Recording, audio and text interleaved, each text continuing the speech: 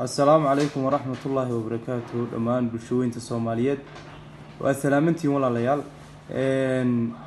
halka waxaan nigu soo gudbin doonaa qaybo kamid ah productiyadkeena company-geena Forever Living productigan maanta inii soo gudbinayno waa qaybta maqaarka amba jirka gaar ahaan qaybta face-ka.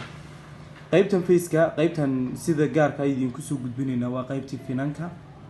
qaybtan finanka oo ah waliba oil face-ka amba wajiga saliidda leh finanka leh.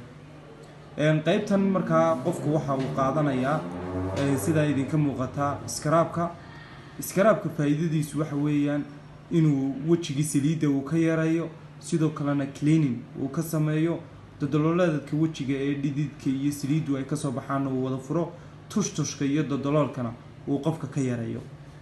markaa qofku wuxuu sameynayaa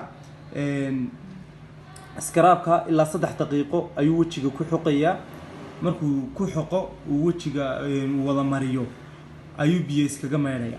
biyaha markuu iskaga meedho ayuu deetana wuxuu marsanayaa aloe vera jelly waa cream dacar ka samaysan wajiga uu finanka ka hortaga waa dacartiyo saafiya ka hortagaya wajigii saliid finankii ka hortagaya kuwii ku yaalayna ka baabiinaya qofkiina u sahlaya wajigiisana ka dhigaya mid nafaqaysan oo sidoo kale waxa looga faa'iideysan karaa iyadoo finankiina la sameynayo inay